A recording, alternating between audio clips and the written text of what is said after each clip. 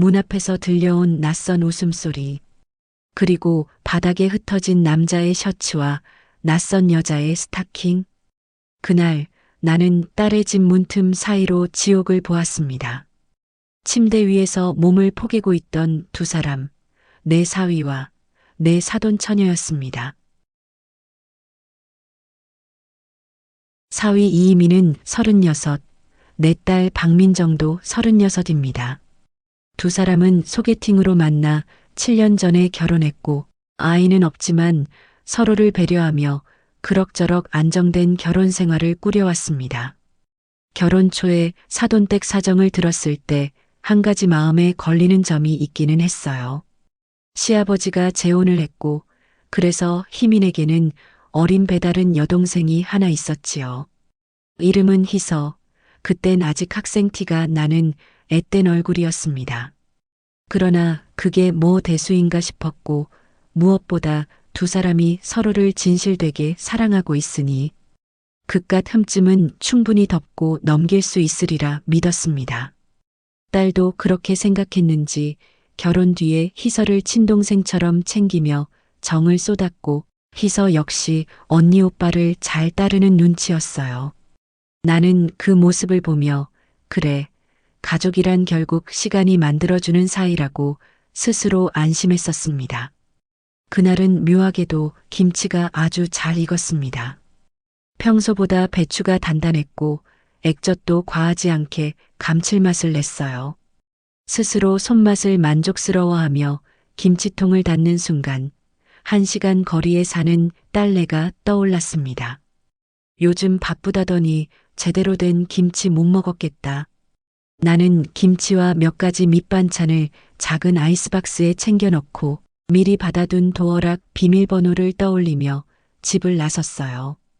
평일 낮이라 둘 다 출근했을 시간이라 생각했고 냉장고에 넣고 오면 되겠다고 가볍게 여겼습니다. 엘리베이터 거울에 비친 내 얼굴은 평온했지만 가슴 한복판에는 설명하기 어려운 불길한 울렁임이 일렁이고 있었습니다. 1층 로비에서 경비 아저씨와 눈이 마주쳤고 아저씨는 딸네 집 가시죠? 하고 웃으며 인사를 건넸습니다.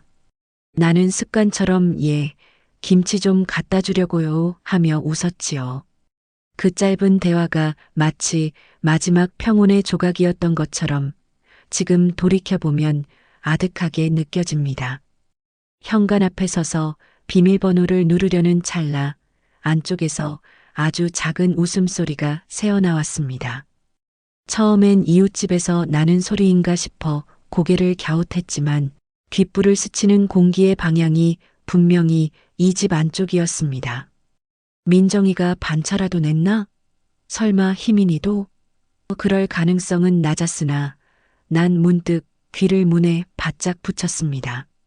낮게 깔린 남자의 숨소리와 그보다 한 톤 높은 여자의 웃음이 문틈을 타고 귓속으로 스며들었습니다. 그 순간 내 손끝이 얼음처럼 식었고 심장이 무겁게 내려앉았습니다. 문을 열고 들어서자 현관에서부터 남녀의 겉옷이 하나씩 떨어져 있었습니다. 셔츠 한 벌, 여성용 가디건 하나, 발치에 구겨진 스타킹이 복도 중간에서 길처럼 이어지고 있었습니다. 나는 본능적으로 걸음을 멈췄습니다. 만약 저 안에 있는 여자가 민정이라면 어쩌지. 행복한 사랑을 방해하러 들어온 미친 엄마가 되어버리는 것은 아닐까. 그런 생각이 어처구니 없게도 스쳐 지나갔습니다. 하지만 곧 낯선 여자의 목소리가 또렷하게 들렸습니다. 내가 알고 있는 내 딸의 목소리가 아니었습니다. 너무 앳되고 너무 까랑까랑한 음색이었어요. 발끝으로 조심조심 복도 끝 침실 문 앞에 다가가 문고리 바로 옆 아주 좁은 틈 사이로 눈을 가져다 대었습니다. 그 순간 세상이 한 번에 부서져 버렸습니다. 침대 위에서 겹쳐진 남녀의 실루엣이 명확해졌고 땀에 젖은 사위의 어깨와 등판 그리고 그의 아래에서 웃으며 목을 감싸 올리던 젊은 여자의 얼굴이 조명 아래 드러났습니다. 그 얼굴을 알아보는데 1초도 걸리지 않았습니다. 결혼식 때 하객 자리에서 수줍게 서 있던 그 아기 같던 사돈처녀 희서였습니다. 아이였던 얼굴이 어느새 여자의 얼굴이 되어 있었고 그 여자의 위로는 내 사위가 춤추듯 허리를 흔들고 있었습니다. 나는 소파 옆 장스탠드를 덥석 끌어당겼습니다. 그 무게가 손바닥을 짓눌렀지만 차라리 다행이었습니다. 무게가 없었다면 나는 문을 박차고 들어가서 그 둘을 내리쳤을지도 모릅니다. 숨이 멎는 것 같아 입을 틀어막고 복도를 되짚어 나왔어요. 현관문을 밀고 나와 엘리베이터 앞에 서자 갑자기 무릎에서 힘이 빠져 바닥에 주저앉았습니다. 아이스박스의 손잡이가 손에서 미끄러져 바닥을 스쳤고 그 둔탁한 소리가 이상하리만큼 크게 울렸습니다. 그 소리조차 그들이 듣게 될까봐 나는 본능적으로 입술을 깨물고 울음을 삼켰습니다. 복도 CCTV가 나를 찍고 있었을 텐데 그 순간에 나는 아마도 피가 빠져나간 사람처럼 창백했을 거예요. 겨우 1층까지 내려와 건물 밖 벤치에 앉았을 때 비로소 손이 떨리기 시작했습니다. 눈물이 앞을 가려 아무것도 보이지 않았고 그럼에도 딸의 얼굴만은 머릿속에서 너무나도 선명했습니다. 결혼식 날 레이스 장갑을 낀 손으로 부케를 들고 웃던 얼굴, 희민이와 신혼여행 사진을 찍고 엄마 행복해라고 말하던 목소리, 명절마다 새해 떡국을 끓이면서 오빠는 떡 2배라고 웃던 장난기. 그 모든 순간이 한꺼번에 돌처럼 무너져 내렸습니다. 나는 두 손으로 얼굴을 덮고 숨을 크게 들이마셨습니다. 여기가 길거리라는 사실을 잊을 정도로 울음은 내장 깊은 곳에서부터 솟구쳤습니다. 해가 기울 무렵 가까스로 몸을 일으켜 집으로 돌아왔어요. 부엌 싱크대에 김치통을 내려놓자마자 다리가 풀려 의자에 털썩 주저앉았습니다. 잠시 뒤 나는 전화기를 만지작거렸습니다. 민정에게 바로 전화하고 싶었지만 첫마디가 울음이 될 것이 분명했기에 참았습니다. 대신 달력을 펼치고 날짜에 작은 점을 찍었습니다. 오늘 나는 들어온 세상을 봤고 나의 세계가 뒤집혔습니다. 그러나 살아온 세월이 내게 가르쳐 준 게 하나 있습니다. 울음 뒤에 해야 할 일은 울음보다 훨씬 차갑고 정확해야 한다는 것입니다. 엄마는 울기만 하는 사람이 아니라 아이의 편이 되어 끝까지 싸우는 사람이라는 점을 나는 잊지 않습니다. 그날 저녁 민정을 불러 요즘 둘 사이는 어때? 라고 넌지시 물었습니다. 아이는 의아한 표정으로 웃으며 엄마 잘 지내요. 오빠 요즘 야근이 많긴 한데 여전히 잘 챙겨줘요라고 말했습니다. 그 말에 내 심장이 또 한 번 부서지는 소리가 들렸습니다. 나는 조심스레 희서 이야기도 꺼냈지요. 그 아가씨는? 민정은 대수롭지 않게 요즘 자주 와요. 언니 거는 다 자기 거라나 뭐라나 장난처럼 말하긴 하는데 뭐 남매니까. 가끔 자고 갈 때도 있어요. 옷이 요즘 좀 짧아져서 신경이 쓰이긴 하지만 그래도 오빠 집이니까 괜찮죠? 뭐 하고 대답했습니다. 그 대답을 듣는 순간 내 안에서 무언가 확실히 끄덕하고 자리를 잡았습니다. 이제 눈물이 할 일을 마쳤고 다음은 내 차례였습니다. 울음은 마음을 씻어주지만 복수는 삶을 바로 세워줍니다. 나는 천천히 고개를 끄덕이고 아이에게 평온한 미소를 건넸어요. 엄마는 울지 않는 척해야 할 때가 있고 오늘이 바로 그날이었습니다. 다음 날 새벽 알람이 울리기도 전에 눈이 떠졌습니다. 침대 머리맡에 놓인 휴대전화의 불빛이 유난히 차갑게 느껴졌습니다. 나는 메모장에 증거라는 두 글자를 적고 아래로 번호를 매겨 내려가기 시작했습니다. 1. 사설탐정 의뢰. 2. 탐정이 확보할 수 있는 범주. 3. 내가 직접 수집 가능한 공개자료. 4. 변호사 상담. 5. 디데이와 이후 절차. 항목을 쓸수록 손이 덜 떨렸습니다. 무엇을 해야 하는지 알면 사람은 울음을 접을 수 있습니다. 나는 그 사실을 믿습니다. 일요일 오전 탐정 사무실에 인터폰에 대고 내 이름을 말하자 안쪽에서 찰컥 소리가 나며 문이 열렸습니다.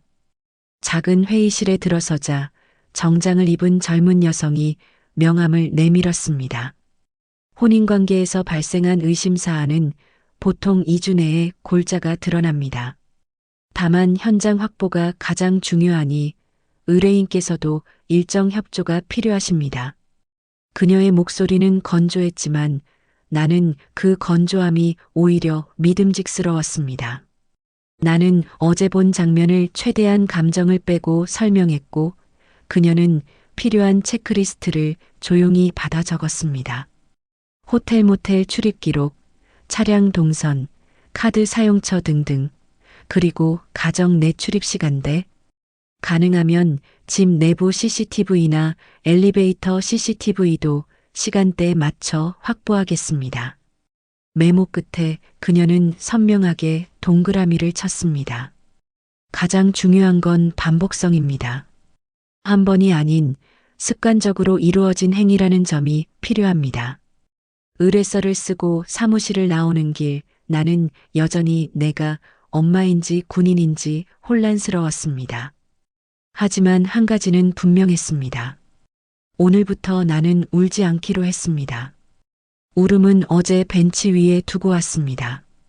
이제부터는 기록과 증거, 그리고 시간표의 싸움입니다.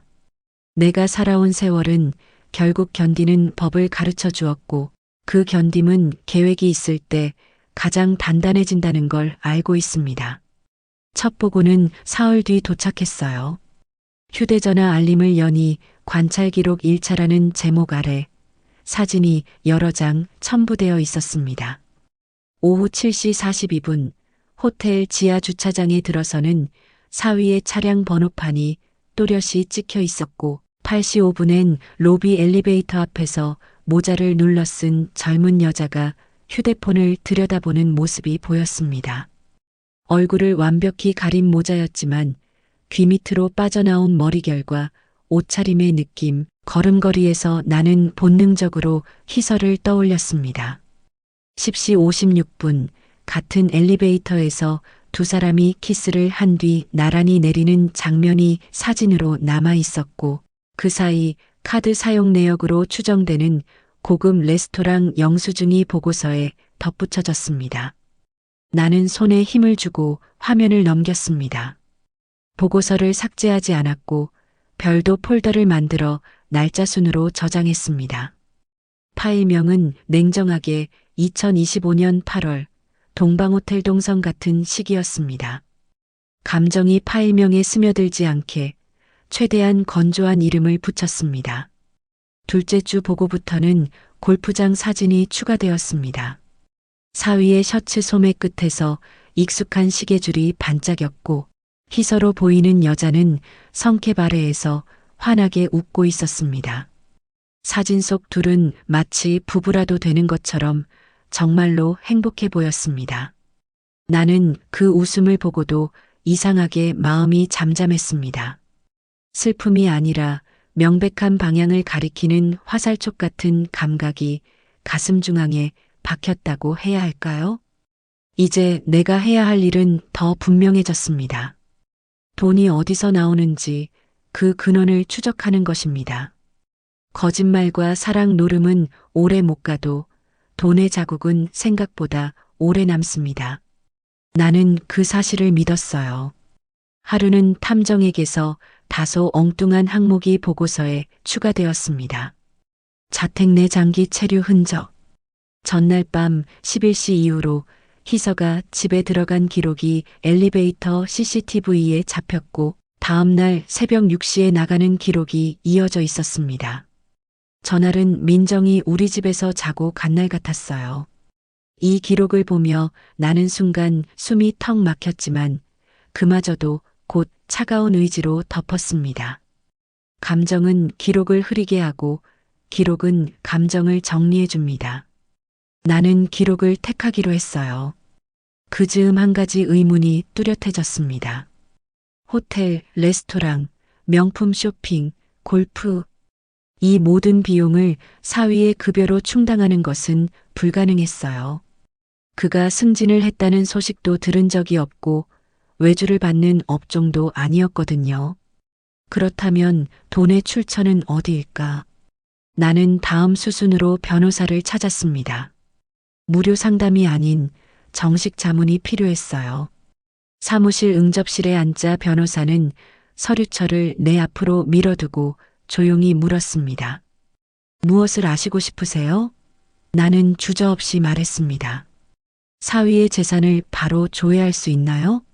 그가 어디서 큰 돈을 마련했는지 알고 싶습니다.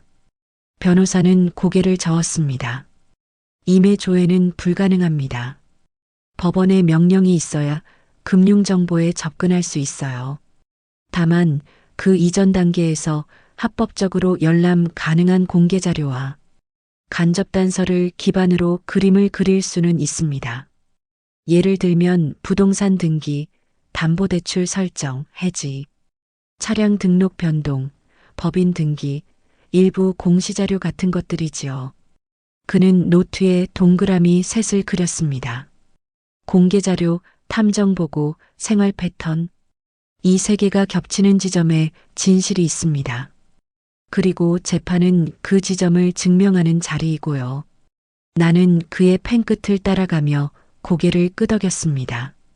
사무실을 나오는 길, 엘리베이터 거울 속 내 얼굴은 어제와 다른 얼굴이 서 있었습니다.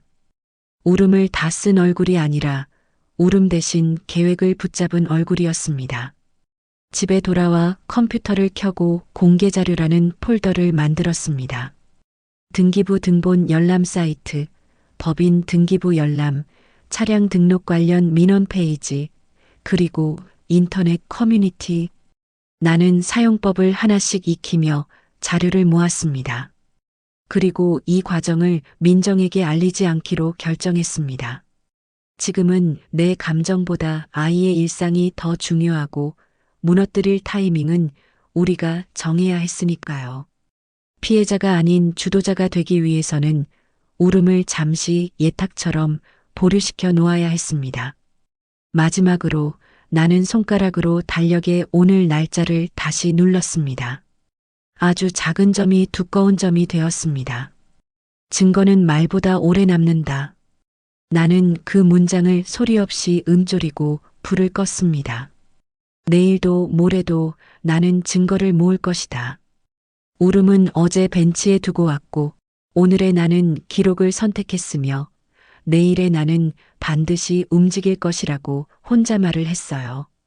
며칠 뒤 탐정이 보낸 보고서 한 권이 도착했습니다. 두꺼운 봉투 안에는 사진, 거래 내역, 시간 기록이 숫자처럼 정리되어 있었어요. 나는 커피를 내려놓고 천천히 페이지를 넘겼습니다. 호텔과 레스토랑, 명품 매장 영수증 사이사이에 의심스러운 단어들이 보였습니다. 무이자 할부 없음, 현금 결제, 고액 결제 인증. 사위의 월급으로는 도저히 가능하지 않은 금액이었습니다. 나는 펜으로 줄을 그었습니다. 돈의 출처. 이 한 줄이 이제 복수의 핵심이었어요. 탐정은 현금 흐름이 이상합니다라고 덧붙였습니다. 최근 희민이 차량을 교체했는데 세차 등록증에 할부 표시가 없다는 것이었습니다. 그 말은 곧 일시불 결제라는 뜻이지요. 나는 가슴이 먹먹해지면서도 한편으로는 차가운 호기심이 일었습니다. 그 돈 도대체 어디서 난 거냐? 변호사와 다시 만난 날 나는 그 의문을 그대로 물었습니다. 그 사람이 돈을 숨겼습니다. 찾을 수 있을까요? 변호사는 조용히 고개를 저었습니다. 법원 명령 없이는 금융정보를 조회할 수 없어요. 하지만 공개 자료로 길은 만들 수 있습니다. 등기부, 법인 등기, 대출 해지 기록, 차량 등록 변동 흔적은 언제나 남습니다. 그의 말투는 담백했지만 나에게는 그 담백함이 칼날처럼 느껴졌습니다. 그날 밤 나는 컴퓨터를 켰습니다. 인터넷 등기소, 법인 등기 부열람 사이트, 국토부, 정부24, 차량조회. 손끝이 익숙지 않았지만 입력창을 눌러가며 자료를 하나씩 열람했습니다. 희민 이름으로 등록된 부동산 2건이 보였습니다.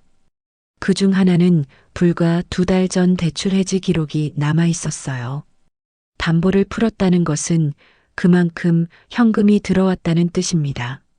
나는 손으로 모니터 가까이 당겨 문구를 읽었습니다. 근저당권 말소 신청일자 7월 18일.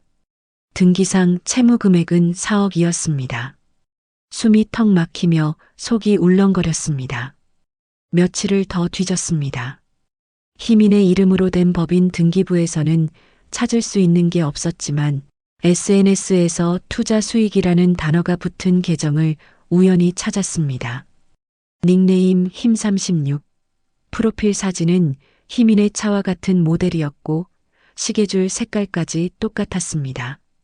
게시글엔 이런 문장이 있었습니다. 7년 기다린 결과 전자로 인생 역전. 눈앞이 하얘졌습니다. 그 밤 나는 잠들지 못했습니다. 컴퓨터 모니터에 비친 내 얼굴은 피처럼 붉었고 손끝은 얼음같이 차가웠습니다. 내 딸의 눈물값으로 벌었구나. 그 생각에 눈물이 나오려다가 멈췄습니다. 울면 지는 거니까요. 복수는 감정이 아니라 계획이어야 합니다. 나는 노트에 굵은 글씨로 썼습니다. 주식, 재산, 증거. 다음 날 변호사에게 자료를 보내며 물었습니다. 이걸 근거로 무엇을 할 수 있을까요? 그는 잠시 생각하다 말했습니다.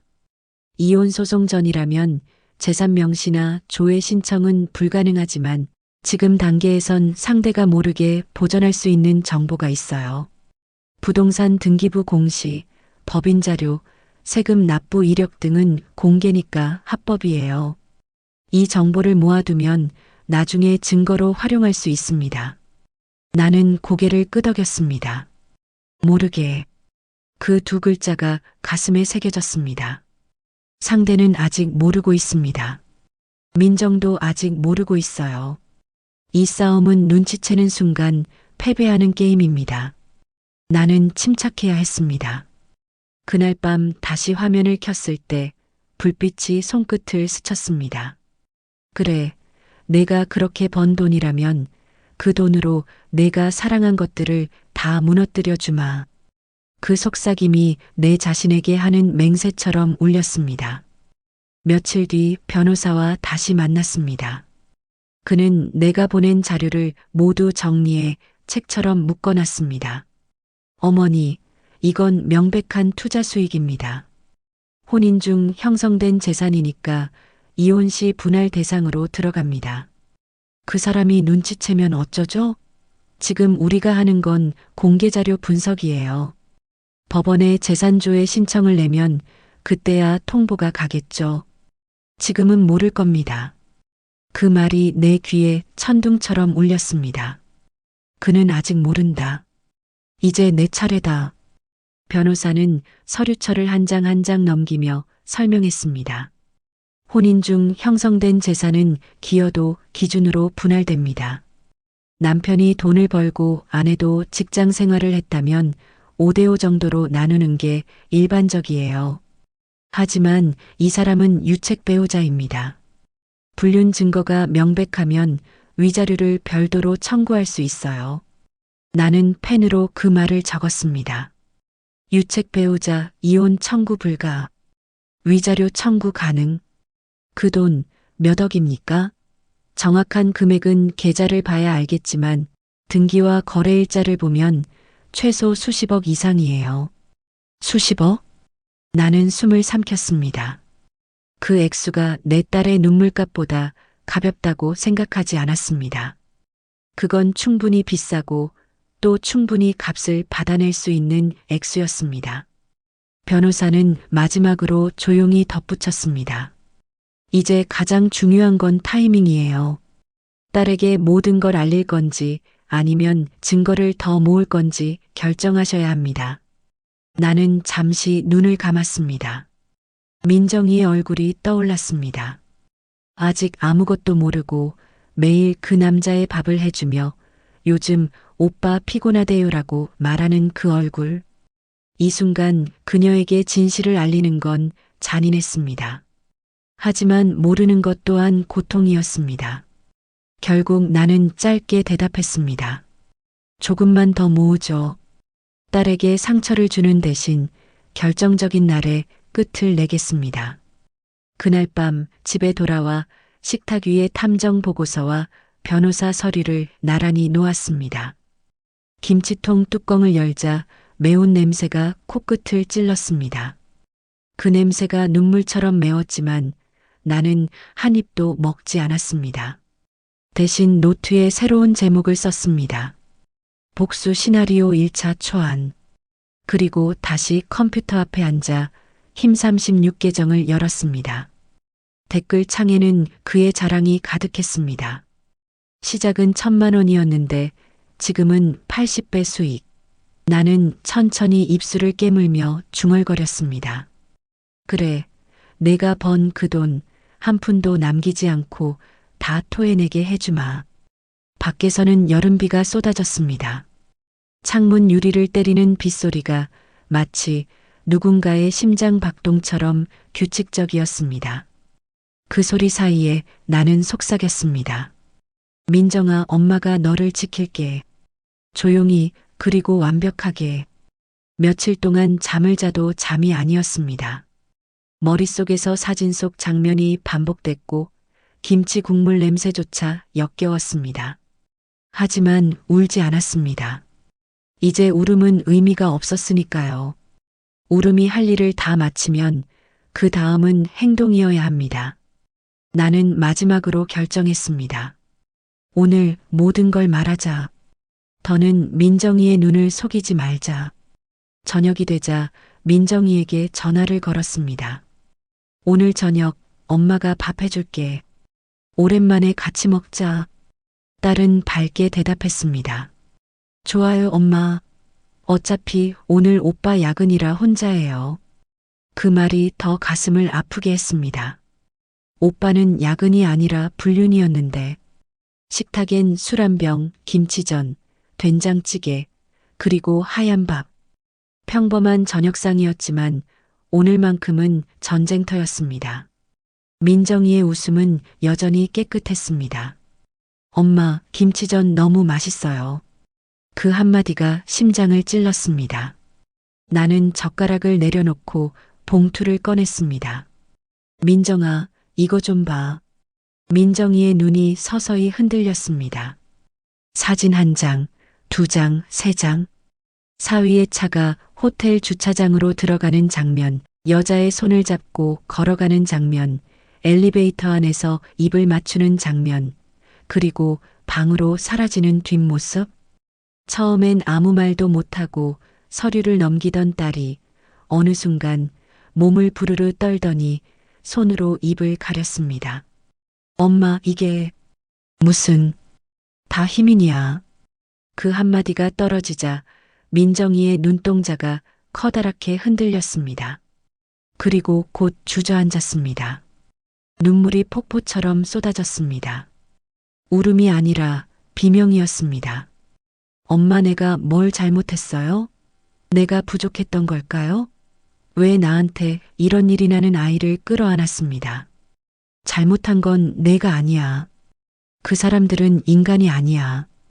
민정이는 울다가 소리를 질렀습니다. 죽여버리고 싶어요. 둘 다. 그 말에 내 눈가도 뜨겁게 타올랐지만 나는 냉정하게 속삭였습니다. 죽이는 건 쉬워. 그러나 그건 끝이야. 우리는 끝내지 않을 거야.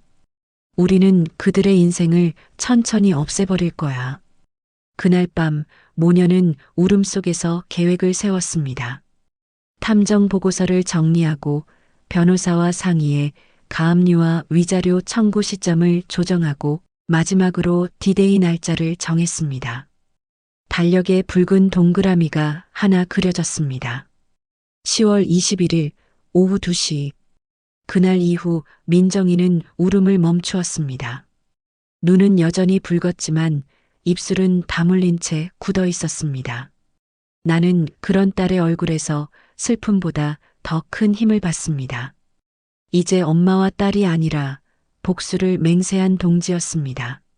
10월이 다가오고 있었어요. 달력에 붉은 원안에 적힌 21일 디데이가 매일 눈에 들어왔습니다. 나는 밤마다 민정과 마주 앉아 복수 계획을 점검했어요. 이제 모든 게 계획대로 흘러가고 있었습니다. 하지만 민정은 가끔 멍하니 창밖을 바라보곤 했습니다. 그 눈빛에는 여전히 믿기 어려운 현실이 비쳤습니다. 엄마, 가끔 생각나요. 그동안 내가 못 본 게 너무 많았어요. 그녀의 말에 나는 고개를 들었습니다. 무슨 말이니? 민정은 천천히 눈을 감았습니다. 그리고 마치 시간을 되감듯 과거의 장면들을 꺼내놓기 시작했습니다. 몇 달 전이에요. 내가 감기에 걸려서 누워있을 때 오빠랑 희서가 거실 소파에 있었어요. 나는 잠결에 눈을 떴는데 둘이 나란히 누워있었어요. 희미는 리모컨을 들고 있었고 희서는 그의 팔에 머리를 기대고 있었는데 나는 그냥 남매끼리 정이 많구나 하고 웃었어요. 근데 이상했어요. 그 자세가 너무 가까웠거든요. 그때 그냥 넘어가지 말았어야 했어요. 나는 가슴이 서늘해졌습니다.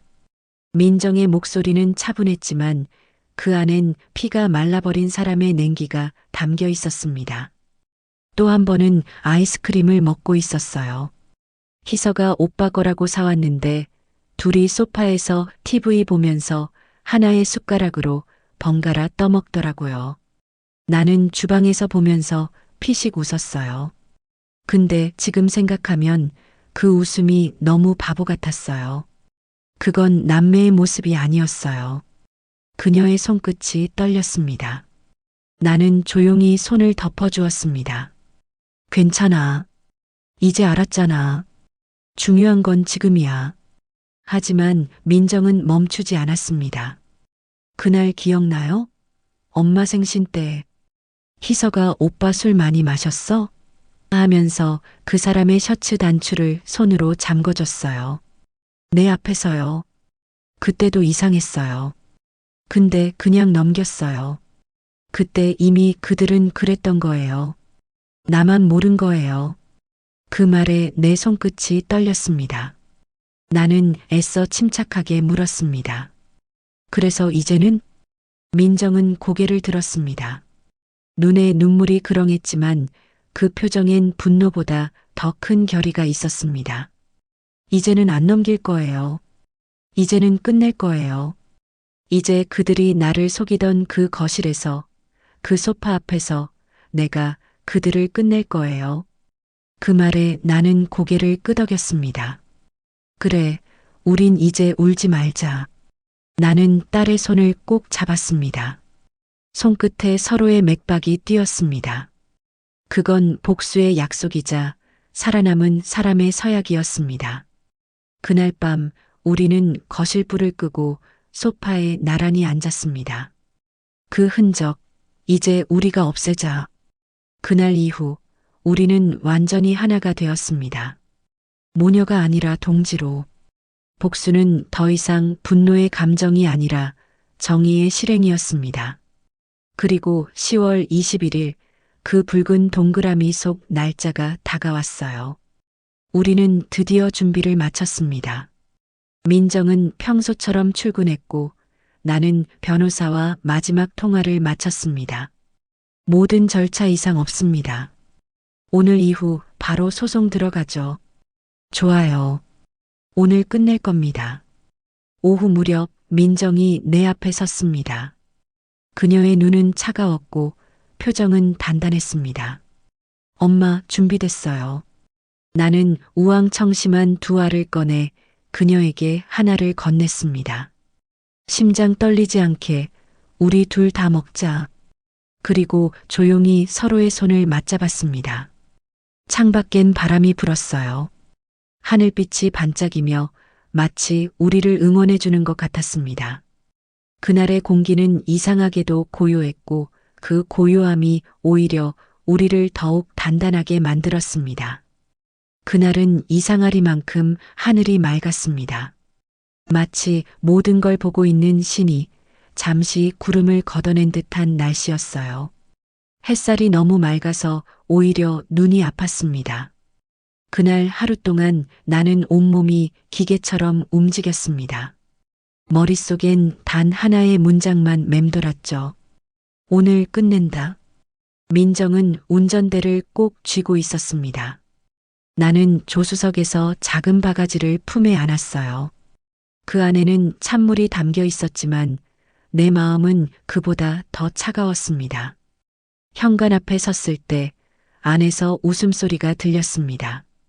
낯익은 남자의 낮은 웃음 그리고 젊은 여자의 얇은 숨소리. 두 목소리가 뒤섞인 그 소리는 인간의 언어라기보다 짐승의 울음 같았습니다. 나는 숨을 들이쉬고 민정의 손을 붙잡았습니다. 지금이야. 비밀번호가 눌리는 소리, 띠리링 문이 열리자마자 거실 공기가 확 달라졌습니다. 그들은 몰랐죠.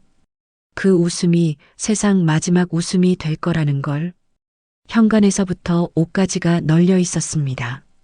남자의 와이셔츠, 여자의 블라우스, 바닥에 떨어진 스타킹 한 짝. 그 길을 따라가면 답이 있다는 걸 우리는 이미 알고 있었습니다. 나는 침실 문 앞에 섰습니다. 문틈 아래로 새어나오는 불빛이 눈을 찔렀습니다. 문고리를 잡은 민정의 손이 미세하게 떨렸습니다. 나는 그 손등 위에 손을 얹었어요. 끝내자. 문이 열렸습니다. 순간 공기가 얼었습니다. 짙은 향수 냄새, 땀 냄새, 그리고 부서지는 숨소리. 침대 위에서 몸을 맞대고 있던 둘은 우리가 문을 여는 순간 그대로 얼어붙었습니다. 이불이 허둥지둥 올라왔고 희미는 얼굴이 하얗게 질렸습니다. 희선은 이불 끝을 움켜쥐며 고개를 숙였습니다. 민정은 카메라 셔터를 눌렀습니다. 찰칵 그 소리가 이 집의 종소리처럼 울렸습니다. 다 찍었어요. 그녀의 목소리는 냉정했습니다. 울음도 분노도 이제 다 지나갔습니다. 나는 바가지를 들었습니다. 찬물이 아니라 증오의 물이었습니다. 그들에게 물을 끼얹었습니다. 정신 차려, 인간들아. 물방울이 허공에서 흩어지며 그들의 몸 위로 떨어졌습니다. 희미는 본능적으로 무릎을 꿇었습니다. 장모님, 죄송합니다. 잘못했습니다. 하지만 나는 듣지 않았습니다. 언제부터였냐? 내 목소리는 낮고 무거웠어요. 내 딸은 너한테 뭐였냐? 대답은 없었습니다. 이불 속에서 웅크린 두 사람의 어깨가 부르르 떨렸습니다. 입 있으면 말해봐. 사랑이었냐? 희선은 울면서 고개를 들었습니다. 우린 서로 사랑해요. 그 순간 민정의 손이 덜덜 떨렸습니다. 나는 그 손을 꽉 잡았습니다. 울지 마. 이건 사랑이 아니야. 이건 쓰레기야. 희민이 고개를 들었습니다. 민정아, 미안하다. 너에게 마음이 식은지. 오래됐어. 그냥 그의 말은 마지막까지 비겁했습니다. 민정은 웃었습니다. 그 웃음은 차갑고 조용했지만 그 안엔 피가 섞여 있었습니다. 식었다고? 그래. 그럼 이제 내 인생도 식을 거야. 그때 초인종이 울렸습니다. 사돈 부부였습니다. 이미 연락을 해둔 상태였죠. 그들이 문을 열고 들어와 침실 문 앞의 광경을 보고는 그대로 굳었습니다. 사돈 어른은 무릎을 꿇었습니다. 정말 죄송합니다. 우리 딸이 미쳤습니다. 안사돈은 희설을 끌어안고 울었습니다. 하지만 나는 고개를 저었습니다. 울 필요 없습니다. 당신 딸은 울 자격이 없어요. 그리고 당신 아들도. 희미는 여전히 무릎을 꿇고 있었고 조심스레 이혼을 얘기했습니다. 나는 그에게 다가가 조용히 말했어요. 이혼? 내가 하는 게 아니야. 민정이가 하는 거야. 넌 유책 배우자니까 재산 분할 받을 생각도 하지 마. 그는 고개를 들며 더듬거렸습니다. 민정이한테 집 주겠습니다. 그냥 이혼만. 나는 냉소를 지었습니다. 집뿐만이 아니야. 너 주식도 있지? 그거 다 내놔. 희민의 얼굴이 순식간에 굳었습니다. 눈빛에 당혹이 스쳤습니다. 그걸 어떻게 해? 그날 밤 모든 것이 끝났습니다. 희선은 부모의 손에 이끌려 울며 집을 나갔고 희미는 바닥에 무릎을 꿇은 채 아무 말도 하지 못했습니다. 민정은 마지막으로 그를 바라봤습니다. 이제 끝이에요. 내가 당신을 사랑하던 시간도 믿었던 마음도 이 집의 공기조차도. 우리는 그 말을 끝으로 문을 닫았습니다. 문이 닫히는 순간 그 집의 공기가 썩은 냄새처럼 느껴졌습니다. 밖으로 나오자 바람이 불었어요. 가을 바람이었지만 내 마음은 이상하게 따뜻했습니다. 그날 밤 나는 민정과 함께 노을이 사라진 거리를 걸었습니다. 우리 발자국 소리만 들렸어요. 이제 울지 않았습니다. 복수는 끝났고 진실은 드러났으니까요. 하지만 나는 알았습니다. 이건 끝이 아니라 시작이라는 걸. 그날 이후 모든 것이 너무 조용했습니다. 사위의 집은 하루아침에 폐허처럼 변했어요. 사람의 채취가 빠져나간 공간은 이렇게까지 공허할 수 있을까요? 커튼은 반쯤 찢겨 있었고 바닥에는 젖은 이불이 구겨져 있었습니다. 창문을 열자 비릿한 냄새가 올라왔어요. 그 냄새는 미움도 욕망도 사랑도 모두 타다 남은 흔적 같았습니다. 나는 그 방을 둘러보다가 천천히 앉았습니다. 이제 됐다. 그 말이 입에서 흘러나왔지만 목소리는 허공에 닿기도 전에 꺼졌습니다. 복수는 완성됐지만 그 완성의 자리엔 아무것도 남지 않았습니다. 남은 건 파편뿐이었어요. 그러나 그 파편을 밟으며 앞으로 걸어야 하는 사람은 아직 살아있는 우리였습니다. 며칠 뒤 재판이 시작되었습니다. 법정의 공기는 싸늘했고 변호사의 목소리만 명료하게 울렸습니다. 불륜 증거, 탐정 보고서, 주식 거래 내역, 재산 목록 모든 것이 정갈하게 정리되어 판사 앞에 놓였습니다. 희미는 고개를 숙인 채 아무 말도 하지 않았습니다. 그 옆에 앉은 희서 역시 얼굴을 가린 머리카락 사이로 떨림만 보였습니다. 판사는 조용히 말했습니다. 피고 이희민, 상간자 이희서. 혼인 파탄의 주된 책임은 피고에게 있습니다. 그 한 문장이 떨어지는 순간 공기가 갈라졌습니다. 우리는 80%의 재산을 가져왔습니다. 그리고 법정 밖으로 나오며 변호사가 우리에게 조용히 속삭였습니다. 축하드립니다. 이혼과 동시에 이 재산은 모두 따님 몫입니다. 하지만 그 말에도 민정은 웃지 않았습니다. 그녀의 눈은 여전히 어딘가를 응시하고 있었습니다. 이게 복수의 끝이에요, 엄마. 나는 대답 대신 딸의 손을 잡았습니다. 아니, 이건 시작이야. 이제 내 인생을 되찾는 시작이야. 며칠 뒤 이상한 일이 벌어졌습니다. 사위의 회사 사내 게시판에 하나의 글이 올라왔습니다. 동료의 두 얼굴이라는 제목으로요. 사진 몇 장이 함께 올라왔는데 호텔방, 모텔 주차장, 팔짱을 낀 두 사람의 모습이 그대로 담겨 있었습니다. 누가 올렸는지 몰랐습니다. 단지 그 글은 순식간에 사내 메신저와 SNS로 퍼져나갔습니다.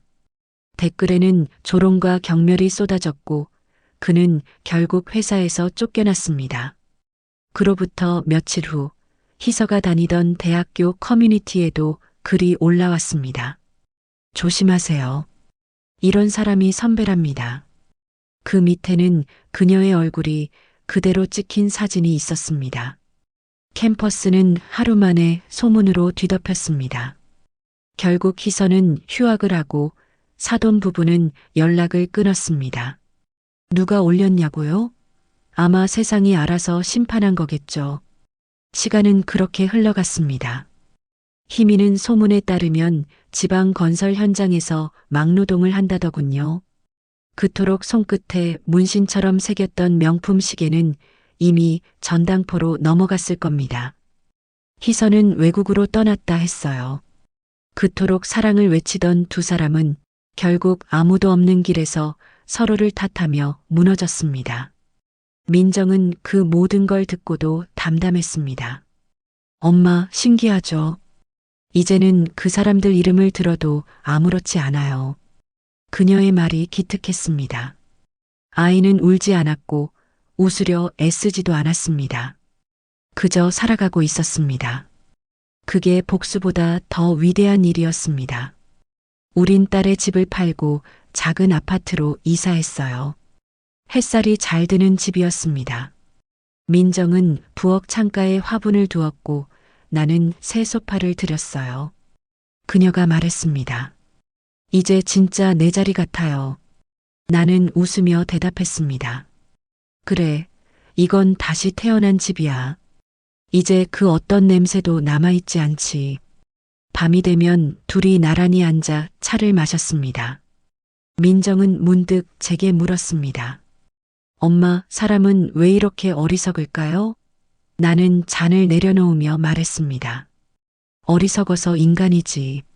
하지만 그 어리석음을 견뎌내는 게 진짜 강한 거야.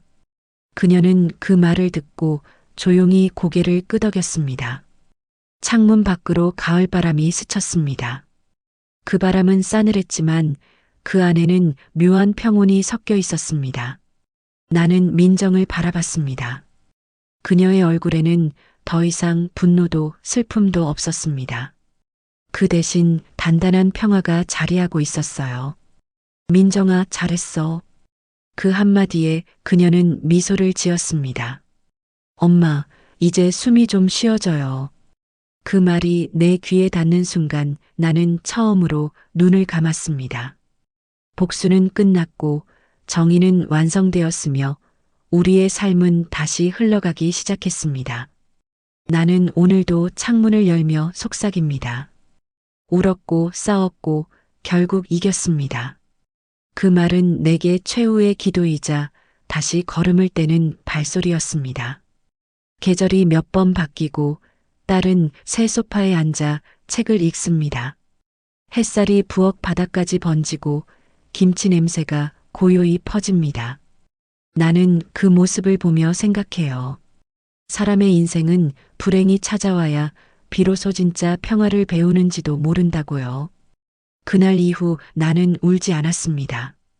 대신 매일 조용히 숨을 고르고 살아갑니다. 복수는 끝났고 삶은 다시 시작되었으니까요. 그리고 나는 오늘도 속삭입니다. 민정아, 이제 괜찮다. 울었고 싸웠고 결국 이겼다. 이제 우리 인생을 살아가자꾸나. 따뜻한 햇살이 두 사람의 얼굴을 감쌌습니다. 긴 시간의 상처는 여전히 남아 있었지만 이제는 그마저도 삶의 일부로 받아들일 수 있었습니다. 조용한 웃음, 한 잔의 차, 그리고 다시 시작되는 평범한 하루. 오늘의 이야기는 여기까지입니다. 오늘의 이야기가 마음에 닿았다면 좋아요와 구독으로 더숲 스토리와 함께 걸어주세요. 시청해주셔서 감사합니다.